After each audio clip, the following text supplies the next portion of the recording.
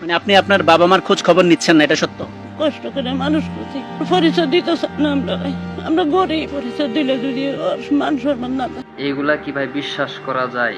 রংধনুর ৭ রং রেও হার মানিয়ে দিছে রিপন ভাইয়ের রং। ভাই এই রং তো আমি বিশ্বাস করতে পারি নাই ভাই। আমি এখনো পর্যন্ত আমি বিশ্বাস করতে পারতেছি না যে রিপন ভাইয়ের মতো একটা সাদাসিধা মানুষ এই কাজ করতে পারে।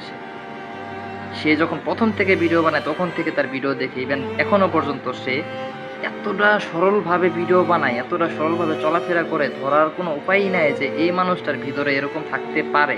ভরণ পোষণ খোঁজ খবর নেয় না, বিয়ে করি না রে ভাই, সহজ কথা আপনি বুঝেন না কেন? রিপন ভাই 2 দিন আগে যে একটা পোস্ট দিছে, ওই পোস্টটা দেখে সত্যি কথা অনেক খারাপ লাগছে। আমি চিন্তা করতেছিলাম যে এই মানুষটার সাথে এরকম কেন করছে।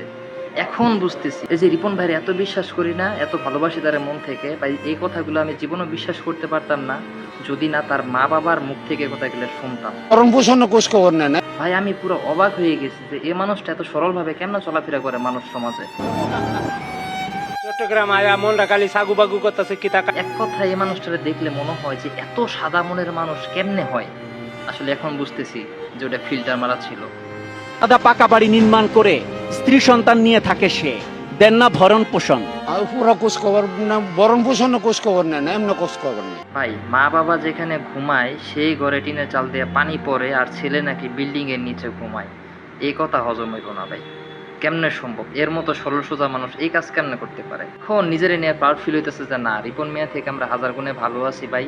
আমরা তো মাঝে মধ্যে মনে করি যে না, আমাদের ফ্যামিলিকে আমরা হ্যাপি রাখতে পারতেছি না।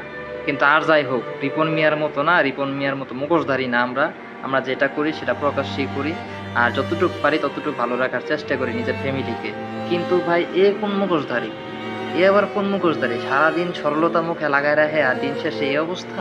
আমি যার সাথে কথা বলে আসলাম সে কে? এটা ভালোই লাগে, বিয়ে করি না রে ভাই। আপনার স্ত্রী দাবি করে 2টা সন্তানের বাবা, আপনি এমন বলেছেন, তাহলে এটা মিথ্যা? মিথ্যা।